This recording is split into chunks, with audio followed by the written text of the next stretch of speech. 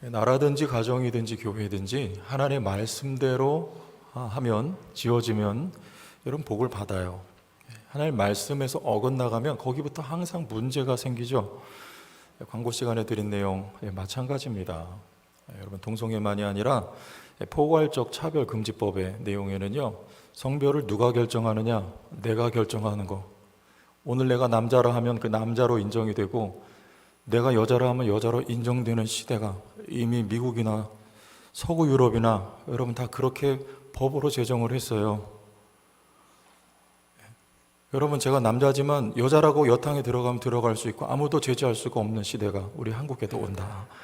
왜 막아야 되느냐? 여러분의 가정도 문제고요, 자녀들이 성 정체성 문제로 혼란을 겪게 되고요, 나라가요, 여러분 잘 될 수가 없습니다. 소돔과 고모라가 여러분 왜 망했는 줄 아시죠?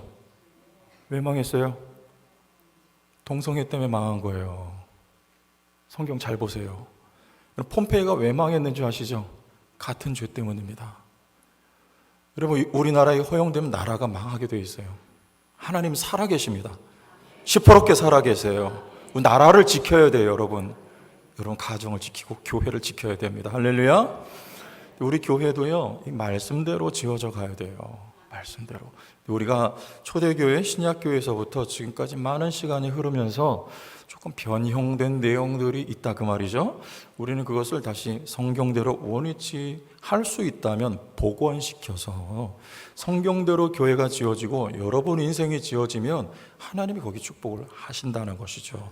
우리 열왕기서 말씀 잠깐 접어놓고 신명기로 돌아온 이유가 그래서 그랬습니다. 우리 아까 광고에도 나가고 말씀드렸지만 10월과 11월에 우리 목장을 재편성한다, 이런 광고를 이미 드렸어요. 그러면 이걸 왜 해야 되느냐 질문이 왜 없겠습니까? 그런데 오늘 거기에 대해서 제가 좀 여러분에게 이해를 돕고자 말씀을 드리고, 이렇게 하는 것이 성경에 부합한 것이다, 이것을 좀 도와드리려고 제가 오늘 이렇게 따로 설교를 준비했습니다. 할 수 있으면 간략하게 좀 해볼게요. 자, 여기 이제 신명기의 커다란 주제는요, 앞으로 나아가라는 거예요. 우리는 이 이스라엘 백성들이 광야에 40년 동안 정체해 있죠. 이건 하나님 뜻이 아니고요, 지금 가나안 땅을 앞에 두고 요단강을 건너서 가나안으로 전진하는 것이 하나님의 뜻이었다 그 말입니다. 그럼 왜 40년 동안 한 발자국도 광야에서 벗어나지 못했는가? 재정비의 의미가 있다고 했어요. 즉 그들의 회개, 가데스 바네아에서 하나님이 전진하라고 했는데 두렵고 무섭다, 안악조선이 저기 살아가고 있다, 우린 저들과 대항하면 메뚜기에 불과하다고 전진하지 못하니까 여러분 다시 뒤로 퇴보한 거죠. 그리고 광야에 머무르게 된 거죠. 재정비, 그들의 마음을 새롭게 하고 회개시켜서 이제 출애굽 2세대로 하여금 다시 전진할 수 있도록 하나님이 광야에서 이스라엘 백성에게 기회를 주신 시간이 광야였다는 것. 무슨 말이냐? 하나님의 뜻은 전진 앞으로 나가는 것이다 그 말입니다. 또 신명기는 전체가 회상으로 이렇게 이루어져 가요. 이야기가, 여러분 회상은 우리에게 필요해요. 과거를 기억하는 거 왜 필요할까요? 제가 성도교회에 왔을 때, 다시 왔을 때 선교합시다 이 말하기가 굉장히 껄끄러웠어요.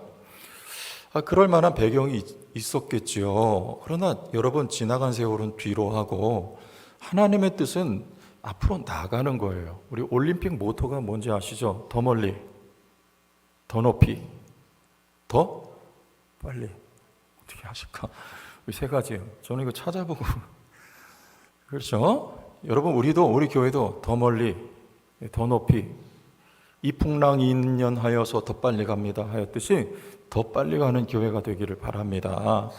여러분, 지나간 시간들은 여러분 기억 속에 남겨두시되 이스라엘 백성들 1세대가 이런 실패를 했으니 2세대 너희들은 다시 그 길 가지 말고 앞으로 전진해 나갈 것이니라고 여기 회상하는 말씀을 신명기에 기록을 하고 있는 것입니다. 자, 그래서 우리 교회도 전진해야 될 줄로 믿습니다. 45년이 지났습니다. 그러나 앞으로 전진하는 제천 성도교회가 되길 축복합니다. 우리의 전진할 곳은 물리적 공간이 아니죠. 지향하는 목표를 향하여 우린 전진합니다. 예수님께서 전진을 제자들에게 명하셨습니다. 너희는 가서 무엇하라고 했습니까? 제자를 삼으라. 여기가 우리의 목표점, 우리 교회에 가야 할 방향입니다. 그래서 우리 교회 로고를 이렇게 만들었죠. 자, 봅시다. 이렇게 십자가를 이게 누가 붙들고 있냐면 예수님의 제자들이라고 의미를 부여해 봤어요. 예수님의 제자들이 십자가 또는 십자가의 복음을 붙들고 있는 모양. 여기 우리 교회 새로 만든 로고입니다. 저걸 보면 우리 교회가 앞으로 어디로 가겠다. 마태복음 28장 19절 20절 말씀 그대로 제자 만드는 교회, 제자 공동체가 되어 갈 것이다라는 것을 우리 로고에서도 이렇게 표현을 하고 있습니다. 복음이 나에게서 여러분 가족에게로 또 일터로 열방을 향하여 나아가야 할 줄로 믿습니다. 자, 우리 시범 목장을 지금 계속하고 있는데 우리 목장에 참여하신 분들 가운데 아주 좋은 소식을 저에게 전해 오셨어요. 오랫동안 기도해 왔던 VIP가 있는데 그분이 우리 목장 모임에 이번에 나왔습니다. 그랬어요. 우리 모두는 그 소식을 듣고 너무 기뻐했어요. 너무 기뻐했어요. 네? 기도가 응답되었다. 정말 눈물로 기도했는데 안 들어주시는 것 같더니만 그 목장 모임에 나왔다 그 말이에요.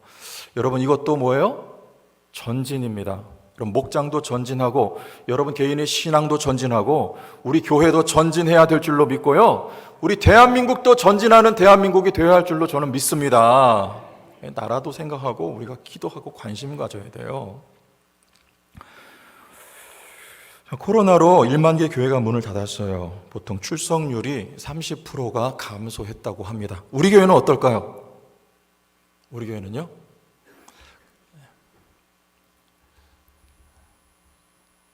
따라합시다. 끄떡 없습니다. 할렐루야? 네. 아멘? 그럼 할렐루야 하셔야지. 우리 교회는요? 끄떡 없습니다. 사실이에요. 네. 여러분 예산도 재정도 끄떡 없습니다. 네. 성도수도 회복되고 있습니다. 또 회복되고 있어요. 교회는 점점 강하여 가고 있습니다. 무엇하라고요? 하나님이 우리 성도 교회에 주신 저는 기회라고 믿습니다. 여러분 전 모르겠어요. 그러나 우리 제천 성도교회 하나님이 뜻이 있고 하나님이 뭔가 뜻을 이루기 위해서 우리 교회를 여전히 붙들고 계시고 하나님이 우리 교회를 그 뜻을 위해 쓰시기 위해서 하나님이 회복시켜 주시고 다시 기회를 주신 줄로 믿습니다. 한마디로 말하면 성도교회는 머물러 있을 수가 없어요. 전진해야 할 줄로 믿습니다. 하나님의 뜻과 목표를 향해 전진해야 되는 거예요. 우리는요. 그래서 우리가 이렇게 돼야 돼요. 11절을 같이 읽어봅니다. 11절 시작. 너희를 현재보다 1000배나 많게 하시며 너희에게 허락하신 것과 같이 너희에게 복 주시기를 원하노라. 할렐루야. 꿈꾸시기 바랍니다. 여러분 망상이 아니고요. 헛된 꿈이 아니고 이 말씀대로 꿈꾸세요. 하나님의 말씀은 그대로 이루어집니다. 하나님이 1000배나 많게 하리라. 지금도 여러분 하늘의 별처럼 이스라엘 백성 수가 많아졌어요. 그러나 여기 머무를 수 없습니다. 아브라함에게 하신 약속은요, 너 한 사람으로 말미암아 모든 민족이 복을 받을 때까지 내가 복을 주고 또 복을 주리라는 그 약속은요, 이스라엘 백성을 통해서 오늘 여러분을 통해서 이루어져 갈 것이기 때문입니다. 꿈꾸세요. 영적으로 복을 받기를 바라고요. 질적으로 더 성장하기를 원하고요. 양적으로 축복을 받기를 원합니다. 믿음의 후손들이 일어나길 축복합니다. 경영하는 기업의 규모가 복을 받기를 원하고요. 제천 성도교회, 한국교회가 복을 받을 줄로 믿습니다. 믿어요. 전진을 위해서 첫 번째 조건은 틀을 만드는 것이다. 오늘 읽은 본문입니다. 어떤 틀입니까? 모세가 말해요. 12절에 보면 그런즉 나 홀로 그랬어요. 여러분 이거 일이 되겠어요? 이스라엘 백성은 수백만이 되었습니다. 근데 이 많은 숫자를 혼자 어떻게 섬겨요? 혼자 어떻게 이끌 수가 있습니까? 탈진하게 되어 있습니다. 그래서 하나님이 주신 지혜, 이드로를 통해서 주신 것이죠. 조직, 틀을 만드는 거예요. 그래서 1000부장, 100부장, 50부장, 10부장, 조장을 세워서 사역을 나누죠. 분담하는 것입니다. 자, 이 사역을 분담하는 거, 여러분, 우린 성경적이다. 서두에 말씀드렸습니다. 교회가 많이 말씀에서 벗어난 부분이 있다면 다시 우리가 복원을 해야 된다. 그래야 교회가 더욱더 건강해지고 하나님의 복을 받는다. 이런 말씀을 드렸어요. 그 오늘 본문의 첫 번째가 뭐냐면 여러분 이 사역 분담이라고 하는 대목이죠. 사도행전 6장에 비슷한 현상이 벌어졌어요. 예루살렘 교회에 성도의 수가 폭발적으로 급증을 했습니다. 아마 추산하기로는 몇만 명이 되었던 것 같은데 그들을 12명의 사도가 다 섬기고 돌보기가 어려웠어요. 너무나 많이 밀려드는 사역들 때문에 그 일에 사도들이 매몰이 된 채로 정작 해야 될 일을 놓치고 있었을 때 교회에 분쟁이 발생을 했습니다. 뒤늦게 깨달은 사도들은요,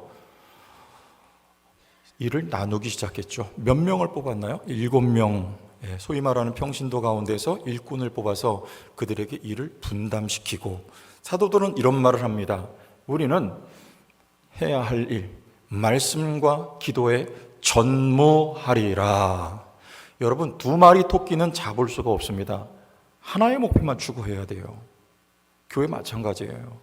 말씀과 기도에 전무하리라고 사역을 분담할 때 교회가 다시 건강하게 부흥성장하게 된 것을 우리는 알고 있습니다. 여기 모세도 사역을 분담하고 자신은 자신에게 주어진 일만 감당하게 여러분 할 때 이 공동체가 건강해질 수 있는 거, 하나님이 모세를 주신 그 하나님의 말씀이 이들을 통해서 정의롭고 공정하게 집행이 되어서 하나님의 말씀이 이 나라 이스라엘 사회 속에 깊숙이 배어 들어갈 때 여러분 이 나라가 잘 될 수 있는 거예요. 복을 받을 수 있는 거예요. 그래서 우리는 이 사역을 분담해야 된다는 것 첫 번째 그런 말씀을 드리는 거예요.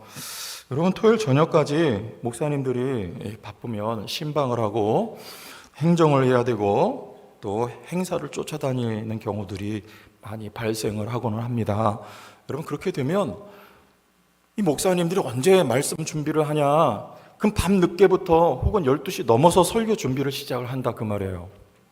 실제로 여러분 그러면 그 다음날 성도들에게 전할 말씀이 온전하게 전해지기가 힘들고요. 그러면 교회는요 담임 목사를 통해서 선포되는 말씀을 통해서 교회가 인도함을 받고요. 교회가 성도들의 영적인 양식을 공급받고 살찌워져 가야 되는데 여러분 이게 약해지면 교회가 잘 되겠냐 그 말이에요. 그리고 목회자 자신도 탈진하게 됩니다. 그래서 저는 토요일 날 가능하면 좀 그래요. 꼭 중요한 일이 아닌데 제가 어디에 이렇게 시간을 할애하게 되면 분한 마음이 들어요.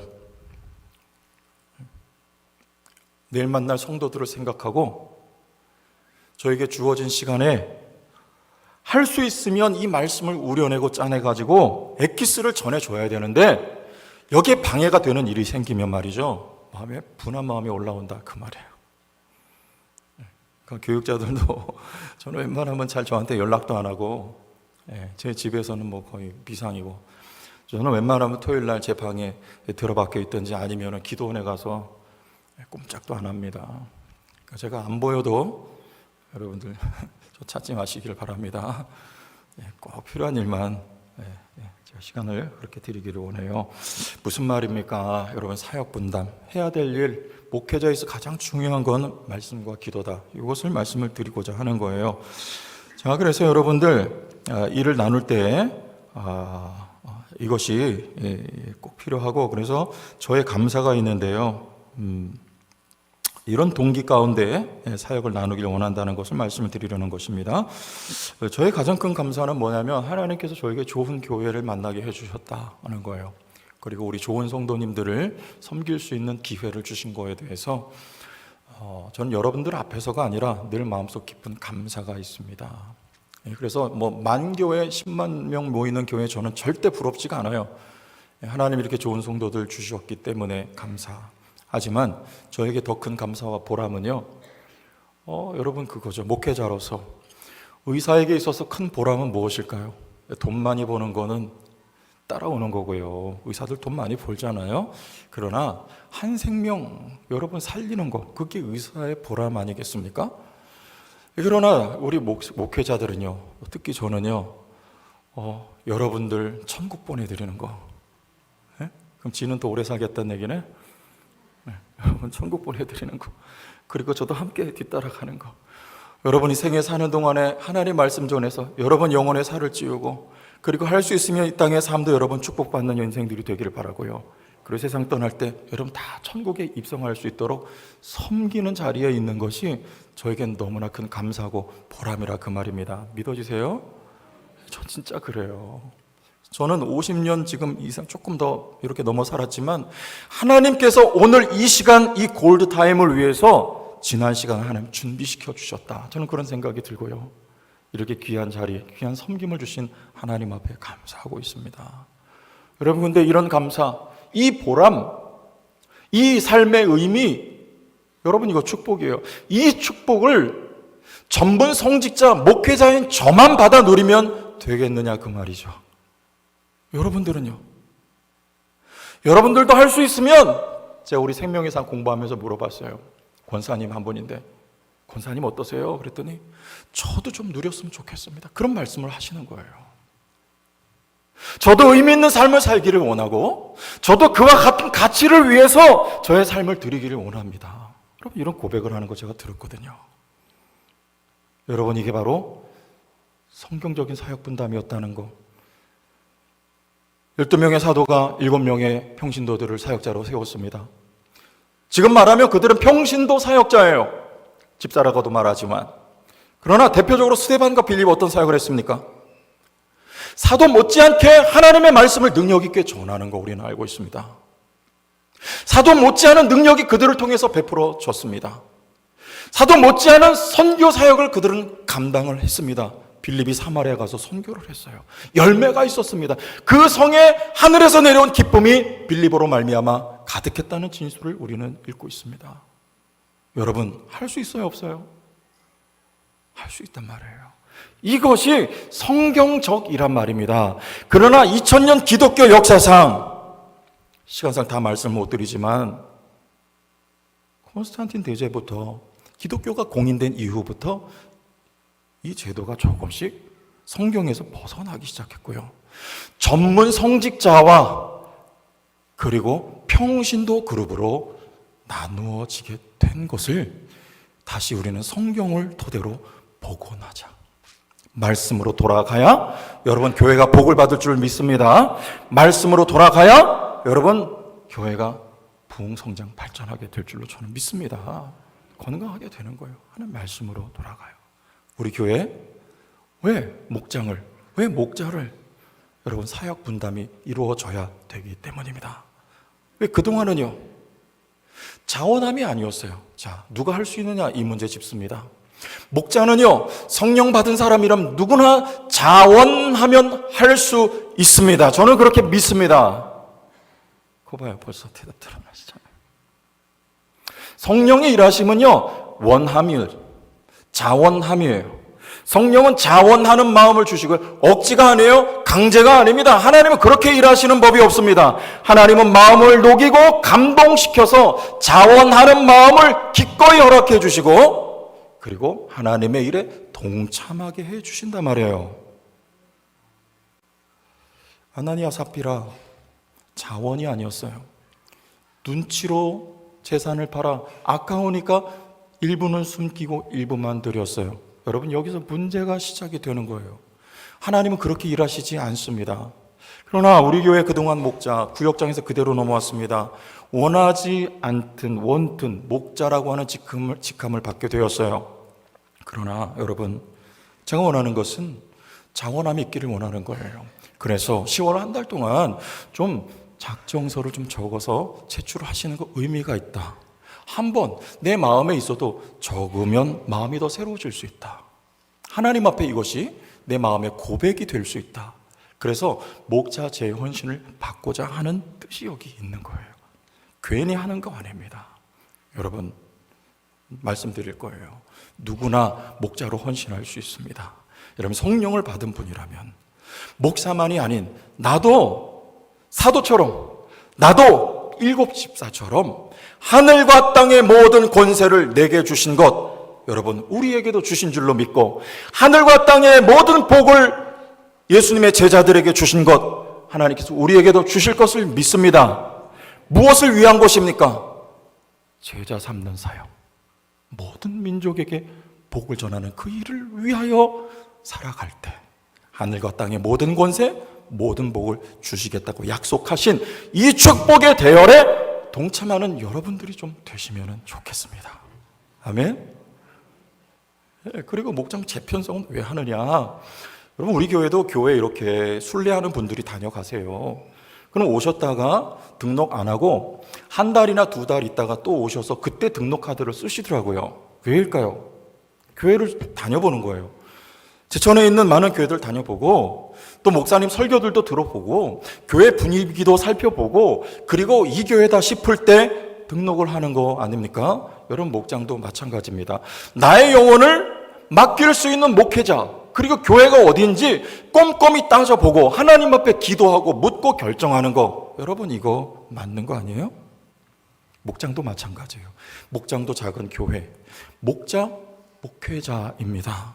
그럼 목원들이 내가 선택해야 돼요. 나의 영혼을 부탁하고 나를 위해 눈물로 사랑으로 기도해 줄 수 있는 목자, 그럼 목장인가?